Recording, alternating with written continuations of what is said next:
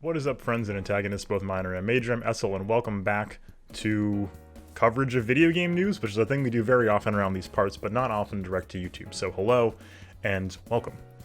Today, new Pokemon Direct is out, and I figured since we were starting off the new year with some content, let's make some more content today. This should hopefully be pretty quick, and not another 40-minute video. I just have some quick thoughts I want to get down about the Direct today. We're just going to zip through the video, hit the highlights, give a couple quick takes. This is just my initial reactions. These may have coursed and probably should change when we get more details and when these things finally come out. So stay tuned for more. But this is what I got today. So if you're here, great. And let's get to it. So first and foremost, pretty big news. They let off the Direct with an announcement of Pokemon Mystery Dungeon DX. I'm trying to get the title screen here. There's a demo available later today, which is the 9th when this came out. And that's exciting. I haven't got the chance to pick it up yet. Mystery Dungeon is a sub-series of the Pokemon franchise that is very, I believe, a turn-based RPG kind of setup going on. It's a dungeon crawler. I'm not familiar with it at all. This is, of course, very exciting to series fans, and I hope that everybody who has heard about this will get the chance to check it out, get their takes. I have not played a single one of these, so I've got not much to say other than I'm glad the resurrection of this franchise. It was beloved by many. It's at least a cult classic, if not a proper, well-loved part of the Pokemon franchise, and I'm looking forward to seeing where they go from here. I think stuff like this is a really creative use of the property beyond just the continued formula of releasing the main series game, so looking forward to it, see where this goes, especially if it's very narrative heavy, and Nintendo's weird RPGs are often their best properties, I think. Stuff like Paper Mario and Mario and Luigi. So, sweet. We got a huge collage of new Pokemon coming out as part of the expansion pack, which is coming out. The expansion pass, I believe they're calling it. That we're going to talk about in more detail in a second. There's a lot of new Pokemon. We got what looks to be, you know, some regional variants of the legendary birds. I don't want to, I don't want to spend too much time on this video portion because we're gonna get slapped with some content claims. But we have it here. It appears to be here: Galarian, Articuno, a few others. That's cool. I'll leave the digging through that up to the folks who want to dig through for the lore. But plenty of good stuff in here. Lots of interesting new designs. I really like the legendary variants for the birds and what appears to be new Regis in the Reggie series as well. Loving all that. Let's get to the meat, though, which is the Isle of Armor and the Crown Tundra. So this is the main thrust of today's announcements. There's going to be two major DLC expansions to Pokemon Sword and Pokemon Shield. This is together. They're not separate. I got very confused during the video when I was watching it earlier today. These are both coming out for both versions of the game, and they'll be available, as it says here, in June and fall. So, what does this mean? What are the details? This is the part that's interesting, and I think the big talking points of today's information. By the way, let's pause for a moment to please appreciate that today's music is brought to us by Osu Remix, as it usually is. I have a collection of Pokemon tracks that we're playing here today. So enjoy those. Isle of Armor, Crown Tundra. A lot of details in the video. If you want to see the details about the lore, about the plot, and new character stuff like that, that's all in the video, so give that a watch. But the exciting parts here, what we're looking at, that's what we need to go through a little bit. So these will replace the third game, or in the cases of more recently with Ultra Sun, Ultra Moon, and Black and White 2, the sequel games of the franchise.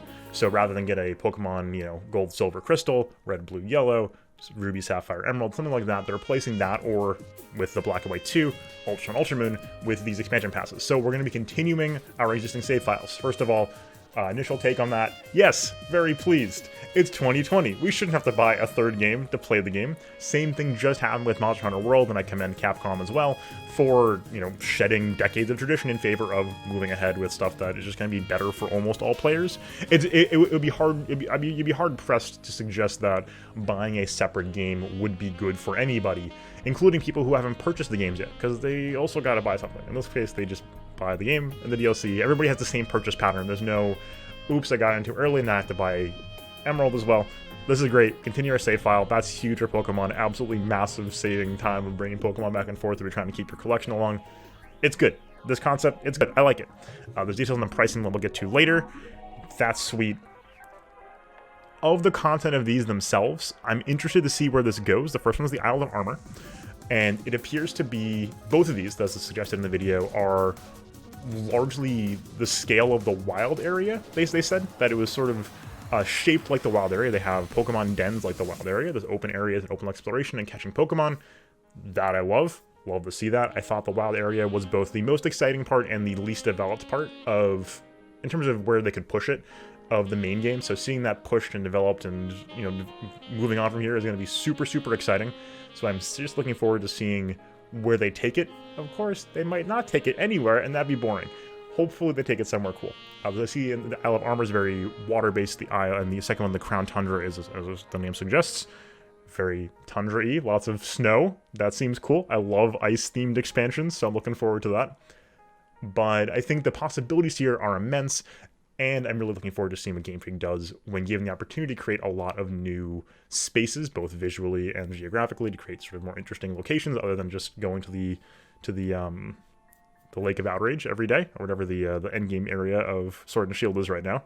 Some more variety in the regions, and on top of that, getting to reintroduce, because the other part of these expansion passes is that they include 200 plus Pokemon that are not in the games currently. And this is going to be, I think, the most, and has already been the most large social media sticking point, is that they are in fact reintroducing Pokemon that were not included in the Galar regional decks through these DLCs. Important to note, because that sounds bad. That sounds like, hey, so that sounds like they introduced Pokemon through a paywall. And they kind of did, but they didn't also. Because the main games will be getting a free update to include those Pokemon in the decks. What that means is, as people were hoping, there's an update to include more Pokemon in the decks. Game Freak said they weren't going to do that. People were upset for a while. At the end of the day, my general take on this is that it's probably the best solution with what they had at this point. Given that if we suppose we trust the explanation given to us that it was based on technical difficulties and and I think more importantly, a lack of timeline, that they probably just couldn't rush it all out. They've had the time to work on them. They're going to release them in a batch here, and it'll be part of the main game. If they weren't included as part of the base game, I'd be very frustrated about this. As it is, it's just like Emerald coming out. If there are Pokemon available only in Emerald, or available in Emerald that were not available on the Ruby or Sapphire, we'd have a problem. If Pokemon Gun came out and we had to have gotten Pokemon Gun to pick up the Pokemon from Sinnoh we missed, that would be frustrating too. So, but it would also somehow be less surprising, because it would be sort of the existing pattern. As it stands, I'm happy with this. They've already described, I think later in here, that Pokemon Home will be confirmed to work with all of this. It's somewhere in here. Here it is. Yeah, Pokemon Home can work with Bank and Pikachu and Eevee to bring Pokemon forward to Sword and Shield that were otherwise not available. So even if you don't want to buy the expansion pass, you can transfer Pokemon from Pikachu, Eevee, Bank, however you get the completely inscrutable chain of dark magic you need to do to get Pokemon off the DS into the Switch. You can do that with Pokemon that were not already available in Sword and Shield now, when this update drops. That sounds great. I'm looking forward to it. I think this is the best possible way they could have resolved this. Outside of, again, maybe there's Pokemon that are still missing. I'm sorry. I know that's frustrating for some people. It's not a big deal to me. But I think that this is pretty much the best way they could have done this, and I'm looking forward to seeing how it's executed in real time. I think that's the real big tell here. We have a lot that looks super promising. New legendaries, tons of new outfits, great new environments, good concept art, new characters. Look, there's new outfits. You can be Marnie now. You got Apricorns coming back. Lots of exciting stuff, but much like Sword and Shield itself, where, as it's discussed in my year-end video, a lot of it's going to come down to execution.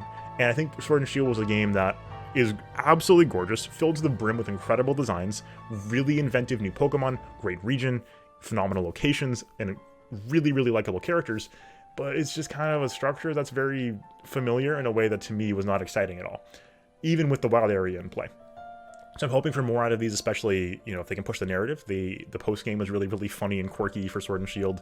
And given that stuff like the Delta episode was really successful, I'm hoping that they push these to go places that are very interesting with how they expand on both the dynamics of Galar and these sub-regions, as well as the characters that we've already come to know, and the new ones, which are the main version-exclusive content. Here we have rivals Avery and Clara, I believe, if I can find it. Mustard, Avery. Where did Clara go? Well, Clara's here somewhere. I don't know where she is now. She's in here. She's the one for Sword. It's Mustard. Where does? I'm literally scrubbing here. Anyway, hey, we found Clara. Clara's also here, and so the main. I think this is my other sort of major takeaway. I think as a way going forward, having stuff like this be the main version difference is compelling if we're going to keep having versions. If the versions have to be separate, having something like this where we have like the legendary being different, and in this case the Isle of Armor has a different regional form for Urshifu, I believe, for each game, sure, That's fine. I'll take it. Adorable, by the way. The designs are, like, phenomenal, right? So loving that. If we have to have versions, which I don't think we do, that's my second main sort of thing on this thread. If we have to have versions, having different gym leaders, different rivals, and different legendaries being the main differences aside from accessible Pokemon, sure, I will absolutely take that, because I was very worried when they were presenting the first half of this video. It sounded like Sword was getting the Crown Tundra and Shield was getting Isle of Armor, or vice versa, and that sounded awful. But if that's the difference, that's cool. That being said, it's confusing. Why do we have version differences? It's just out of a sake of tradition. There's not a need to do it. I don't find any compelling reason. We're trading anyway, no matter what. It's just unnecessarily restricting the pool of Pokemon in each game for no reason, and it's very frustrating. You can have multiple legendaries. You can, as you know, Gens 4 and 5 prove, you can have as many as you want. And as this one's about to prove too, I believe, if I remember correctly, there was a big thing about legendaries coming back too. Where was it? Oh, it was in here somewhere. We'll find it later maybe, or we won't, because I don't want to, again, I don't want to play the whole video. I believe it was this segment. Yeah, legendaries coming back. A lot of them. A whole lot of them. Including the criminal known as Landorus, who was imprisoned for meta crimes, who I do not want to see back in the meta. We've survived without Landorus. I don't want to see him back. I don't want him back. I'm sorry. You've committed too many meta crimes. But with that aside, one of my big complaints about Sword and Shield was the lack of the mystique of the legendaries. So I personally did enjoy the ceaseless onslaught of legendaries found in Omega Ruby Alpha Sapphire and other recent games where they were just like, hey, you like the legendaries? Have them all. So if they bring back some elements of this, especially with this new very, very promising co-op mode, all for it. I think a lot of my reservations are, I think, General sort of takes on this new systems like this co-op mode. The Crown Tundra will be shipping with a co-op mode that lets us investigate Pokemon dens themselves and getting not just, for the quick Dynamax, you're in the den and you're out. For the Dynamax fight, you're going in, you're exploring in some way. That sounds awesome. But between that and all the new characters and new regions, all that sounds awesome on paper. And as we've seen, the concept art looks phenomenal. I think the designs are, again, super, super strong. A huge, heavy focus on modern clothing that just looks really, really good. Massive levels of customization. Really, really vibrant characters. Love all of that. What it's going to come down to is how it works. Do you have to go through some sort of massive range of hoops to get into this co-op mode like we do in half the stuff in Sword and Shield? If so, that's going to be a no-go. A lot of things like that need to be figured out. And I think, so we're just waiting for, I think we have to wait for more details. Surprise, we have to wait for more details. So, all that being said, we're going to have to wait for details on that, details on what the regions look like and how you explore them and how you unlock things and how you get to this stuff. We're going to have to wait. The pricing structure, by the way, $30 for both. It seems fine. Like, to say the third game would have either been 40 or 60 or 50, but it would have been full price probably, so probably 60 USD. And that sounds like I'll take the 30 instead, given that we're not buying a whole new game as well. I think it's reasonable if these are large content expansions with wild area-sized main geography. For sure, that $15 a piece sounds more than reasonable. Nintendo's DLC pricing has generally been very strong, and I think this continues to follow here. They probably could have charged 20 for each of these, So, looking forward to seeing what that looks like, how this reshapes the meta, if they introduce more Pokemon from previous generations like they seem to be. Seems very good. Lots of that's very exciting. I'm very excited by the premise of doing this for once, but I think a lot remains to be seen in the coming months as to how this will impact our experience with competitive Pokemon and with the main game, and how this engages for people who haven't bought the passes, and to see how these are executed. If this is just sort of a rehash of what we got, but with new names attached, and I'm not gonna love that, but I'm hopeful because, like I said, with stuff like Delta Episode being super, super strong, and a lot of Pokemon post games being really creative and inventive, I'm very much looking forward to it. So that's what I got for today. I'm looking forward to playing these in the coming months, June and fall. June and then fall, so whatever that means, we'll get around to it. But in any case, that's where I'm at today, so thanks so much for coming by, folks. Hopefully you've enjoyed the video. If you did, please let me know. With all the new coverage stuff I'm trying to do on YouTube, a lot of this is kind of off-the-cuff stuff. I'm working on some new layouts to get going in the future, but until that time, we'll have this sort of deal to what I've got on hand. But yeah, please let me know through here on YouTube, Twitter, Discord, wherever you can find me. Please let me know what you think, and I'll make sure I take that into consideration moving forward. But hopefully you've enjoyed, hopefully I'll catch you all in the next one. But until then, enjoy yourselves, get some rest, and peace out.